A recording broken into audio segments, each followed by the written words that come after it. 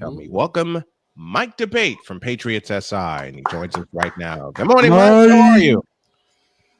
Mr. Debate, how you doing? Did we Good have him? morning, gentlemen. There we Yes, go. You have me. Yep.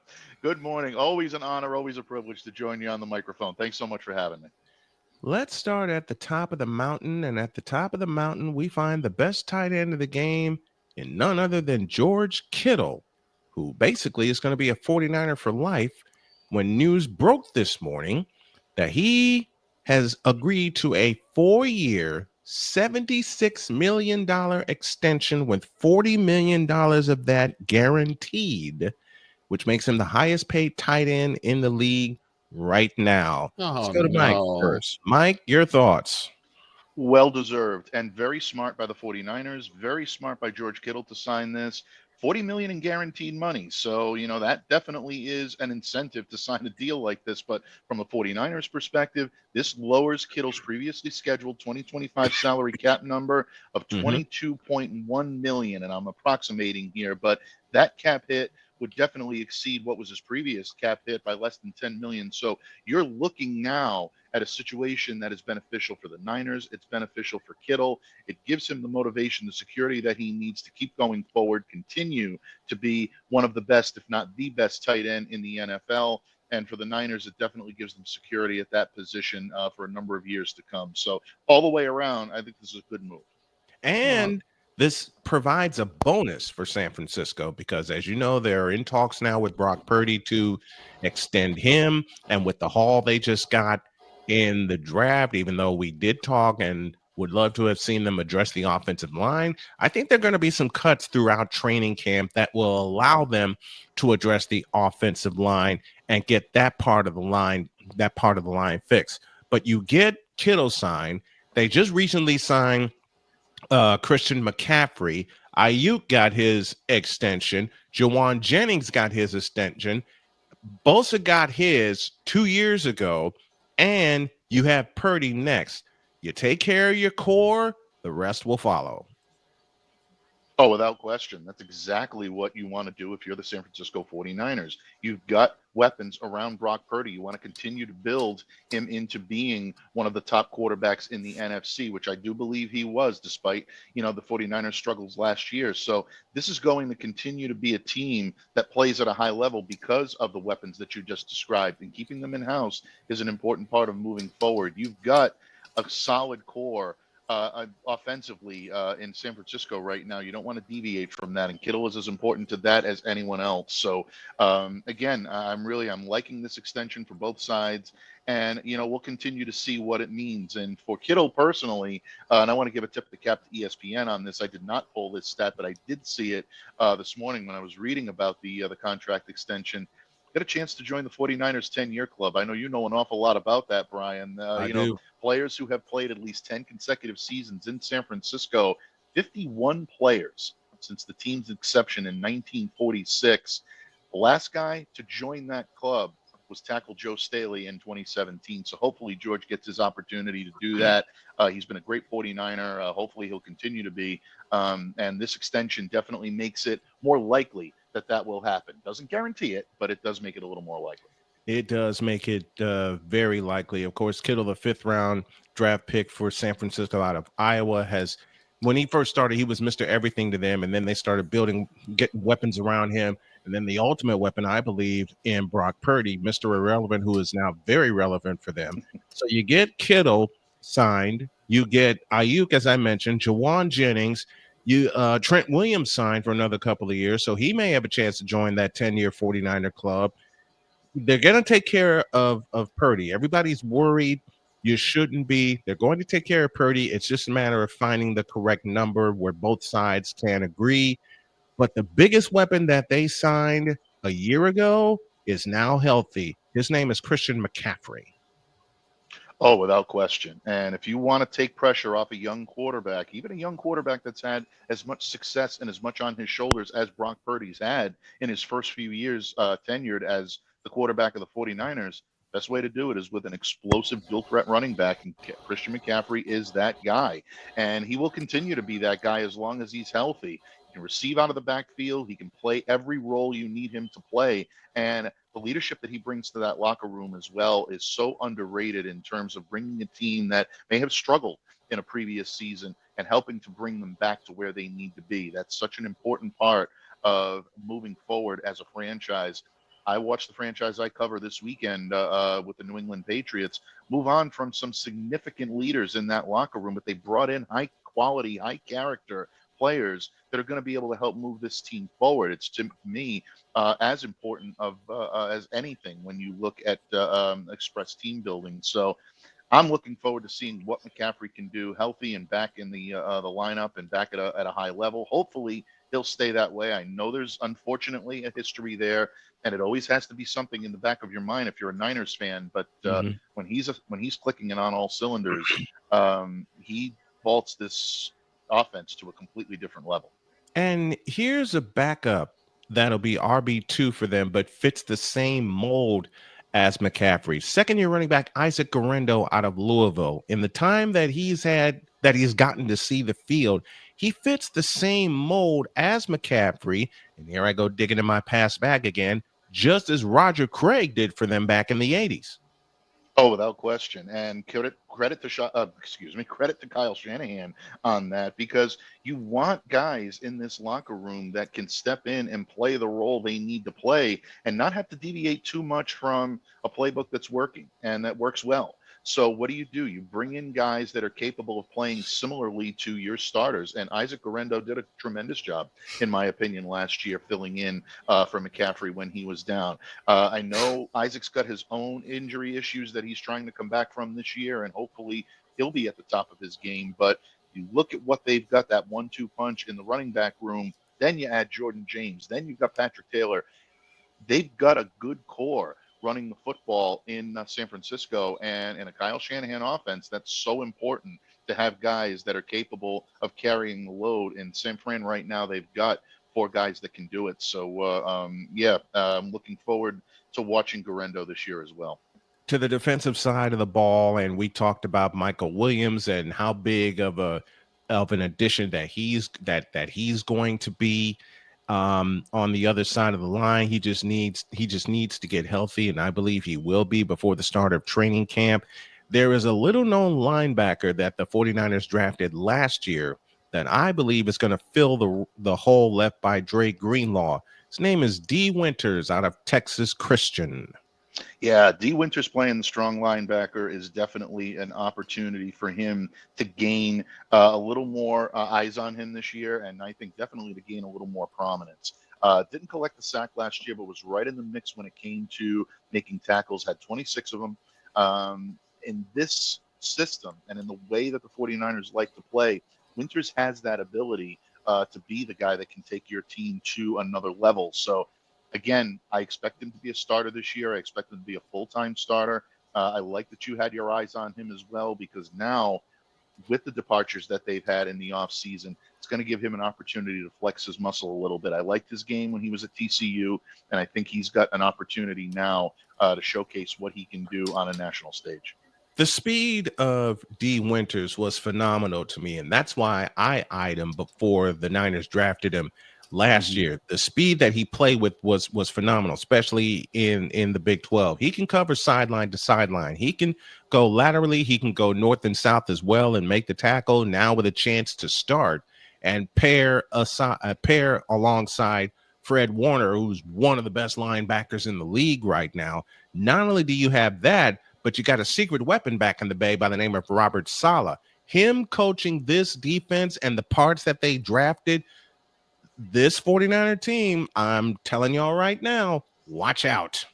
Absolutely. I completely agree with you. And again, when you're a team that's lost a little bit of swagger, or the appearance is that you've lost a little bit of your swagger, what do? You go back to a time and place where you did have that spring in your step, where you had that little bit of attitude that's going to help move you forward. San Francisco 49ers did it by bringing back Robert Saleh, and I think that's going to be such an important part of moving this defense forward and giving them the motivation they need to return to a high level of play and really return to, I think, an intimidating type unit that no one wants to go against. And you've got guys up and down in that locker room, high character guys. And not only that, but you've also got guys that are capable of playing this game at the highest possible level. I think this 49er defense is going to be a force this year, and I'm looking forward to watching it.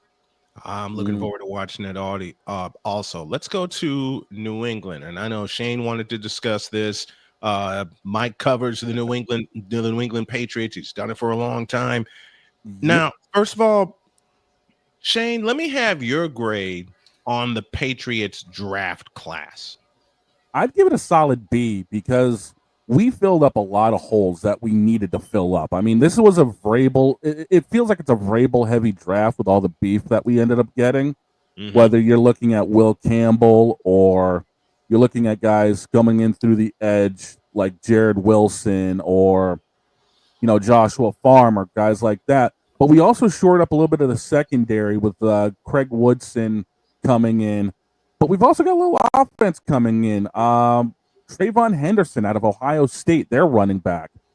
I mean, I'm going to have my eyes on him all season. So I'd give it a solid B because, we basically filled in a lot of gaps that were needed. And I'm sure, Mike, probably you feel the same way.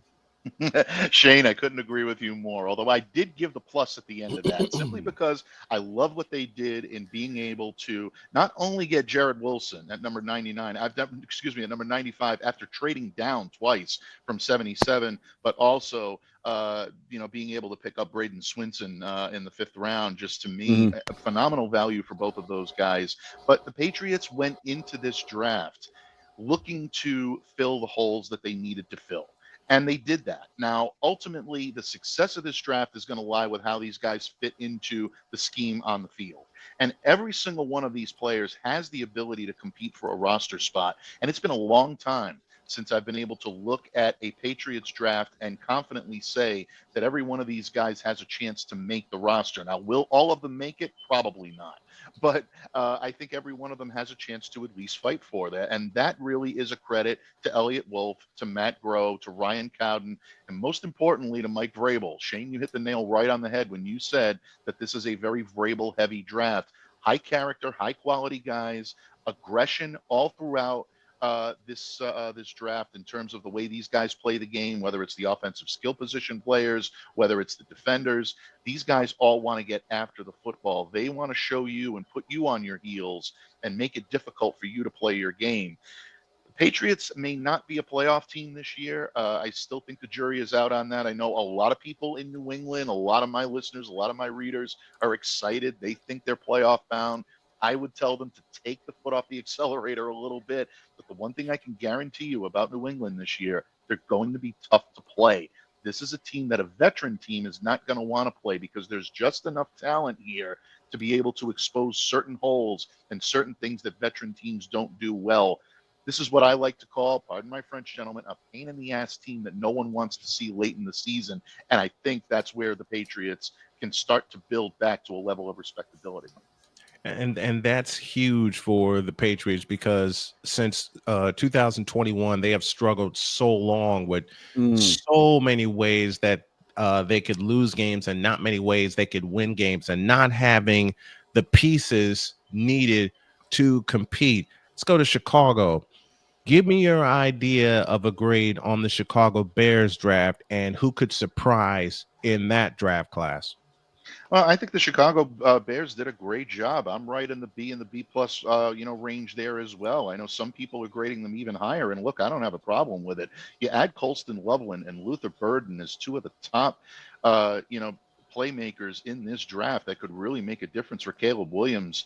We talked about Colston last week. Brian, we thought he was headed for Indianapolis. I almost booked his ticket for him after we spoke. But Chicago is a great landing spot. You've got Cole Kmet in place that is more of a traditional blocking type tight end that can be a weapon in the field if he needs to be. But Colston is a pure weapon in the field, and he will be for Caleb Williams. Luther Burden, untapped potential there. I think a very high ceiling for him. Second rounder, I think there's a good value for them to pick him up. A guy that I scouted very heavily coming into this draft, Ozzie Trapillo, the offensive lineman, the tackle from Boston College. I can tell you, folks, he's a lot better than what you've heard nationally from him This kid can really get after it, and I do believe that he's going to be a solid complement on that line, maybe even give you starting potential at some point. And right throughout the draft, I mean, whether it's Shamar Turner coming in, these guys really, I think, did a very good job of filling their needs. And I really like what the Bears had to do this weekend. Let's take a look in Los Angeles. I'm going back to the NFC West, and we're hopping around here, talking all things NFL draft with our good buddy Mike Debate, who is in his 8th season now with Snowman in the Morning. Take a look at the Rams. Look in your crystal ball. How did they do? Did they fill some holes? And how competitive will they be this season? Well, I think they filled some holes. In terms of how competitive they're going to be, again, it's going to be about how these pieces that they put into place come into fruition and they're able to move teams forward. Look, I love Josiah Stewart coming out of Michigan. Obviously, as you know, someone who keeps a close eye on Michigan since the Tom Brady days, I keep my eye on Wolverines, both offensively and defensively. And Stewart is one of those guys that just has a nonstop motor. He's a relentless pass rusher. He's going to close, and he's going to give you that swagger on defense, and he's going to give you some toughness. So I like that pick. I know they went with Ferguson as their opening pick there as a tight end. He comes in. He's got the ability to I think develop into an effective route runner, which is something that I think Sean McVay would like him to become. You heard Sean throughout the draft say that Matthew Stafford is trying to give it one more go around. So we'll see what happens there with the Rams. But I think they've done enough to remain competitive. Whether or not they're going to take that next step, I think maybe a couple of teams in the division maybe took a little bit of a more major step to make this a little more competitive. But make no mistake about it, the Rams are well coached. They're well versed. They'll be right in the thick of things this season.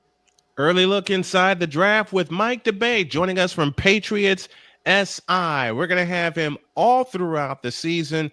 Mike, come on back next week. We'll do some more teams, and then we'll start getting into our division previews. And of course, May 14th, the schedule comes out. We'll have that as well. Mike, always a pleasure to have you on, brother. Brian, always an honor, always a privilege to share the microphone with you. Shane, you too. Have a great day, gentlemen. Enjoy.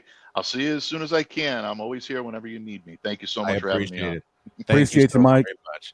Thank you so very much. Mike Debate joining us, and we got some people in the Fanatics feedback zone. Tom O'Boyle is with us. Of course, Genevieve kicked open the Fanatics feedback zone. Napoleon Johnamite. I hope I said that right. He's with us. AB Media from Indianapolis, Indiana. We'll talk Colts next week with Mike. Who else is here? The Playmaker. He's going to join us after the break. He's going to join us a little bit after the break. One of my other buddies, the No News Podcast, is here, and of course, Latina AI, Latina and Cali. She put the I behind it. She says, "Hello, everyone. Good morning. Peace and blessings to you all. I thank you very, very much." Of course, Sick Diggy, our brother from Norway, is with us. And we got a super chat. Martin Mohammed says, "Snowman in the Morning. Salute, my brother. Thank you very much. Thank you. And thank you all for hanging with us. The consistency is coming with the channel. Of course, we're building a new one all over the place. And man, I tell you what, the support that comes in helps everybody. Okay, the support that comes in helps everybody, and we thank everyone that has supported us then, that supports us now, and supports us through our channels that are going to get monetized next by the end of this summer.